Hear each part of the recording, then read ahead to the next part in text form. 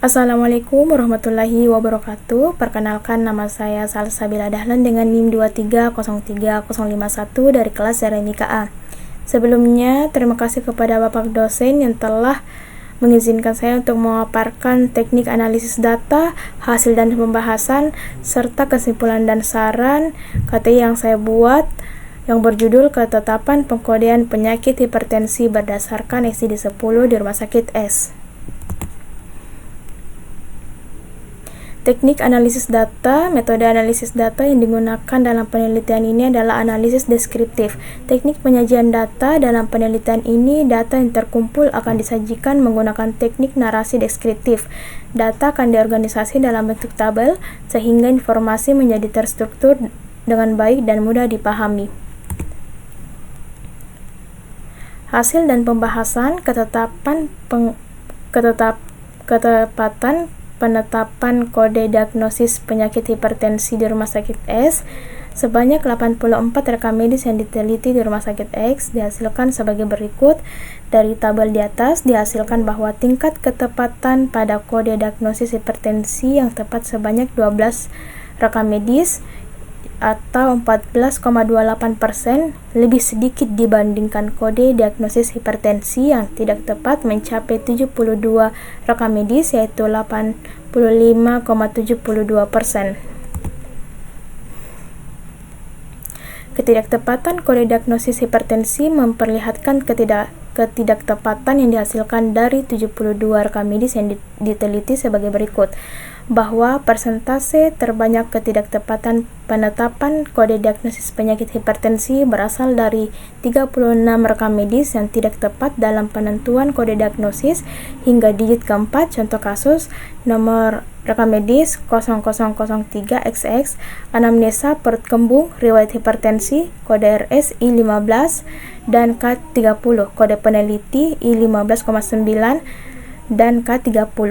Kode diagnosis yang tepat pada kasus di atas ialah I15.9 dikarenakan hasil pemeriksaan tidak menyebutkan klasifikasi hipertensi yang lebih spesifik sehingga diperlukan konsultasi lebih lanjut dengan dokter spesialis.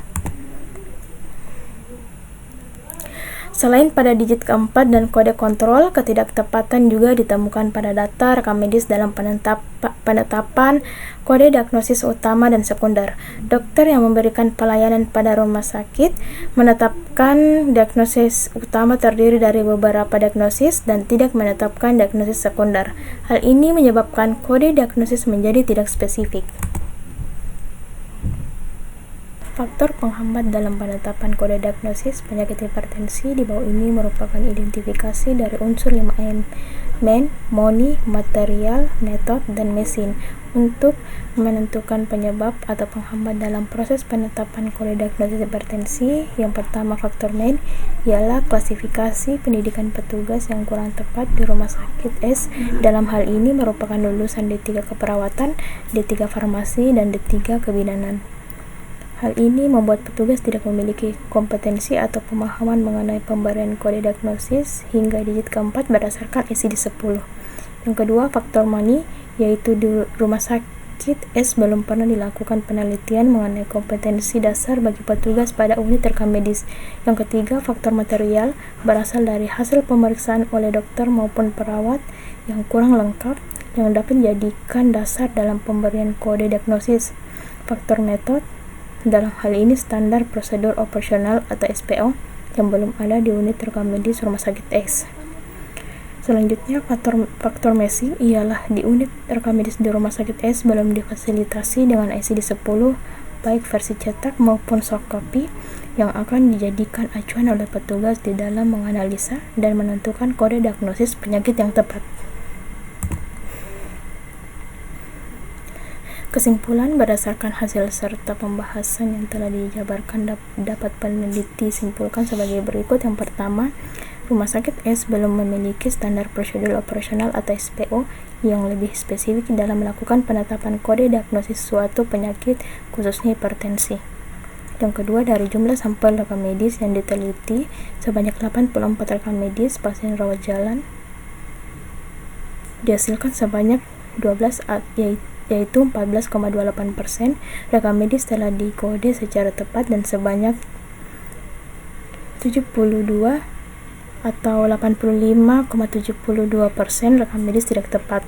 Ketidaktepatan kode diagnosis penyakit hipertensi terbanyak disebabkan oleh penetapan kode diagnosis tidak dilakukan sehingga digit keempat.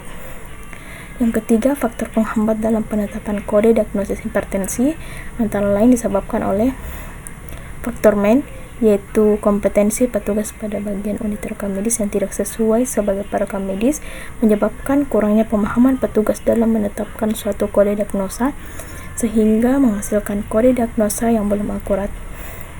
Faktor MONI, yaitu belum adanya rencana anggaran yang digunakan untuk memberikan pelatihan dan pengetahuan dasar terhadap petugas yang bekerja pada unit rekam medis, sehingga pengetahuan yang dimiliki petugas belum cukup. Selanjutnya, faktor metode, yaitu tidak dilakukan analisa pada hasil pemeriksaan anamnesa dan riwayat pasien sebelumnya oleh petugas bagian rekam medis, sehingga kode yang dihasilkan belum tepat. Selanjutnya, saran yang pertama, menyusun standar prosedur operasional atau SPO. Rumah sakit perlu segera menyusun dan mengimplementasikan SPO yang spesifik untuk penetapan kode diagnosis hipertensi agar meningkatkan akurasi diagnosis. Yang kedua, peningkatan kompetensi petugas. Mengadakan pelatihan rutin bagi petugas rekam medis untuk meningkatkan pemahaman mereka dalam penetapan kode diagnosis sehingga dapat dihasilkan pengkodean yang lebih akurat. Yang ketiga, rencana anggaran pelatihan. Menyusun rencana anggaran yang memadai untuk program pelatihan agar semua petugas di unit rekam medis memiliki pengetahuan dan keterampilan yang memadai. Dan yang keempat, analisis rutin rekam medis.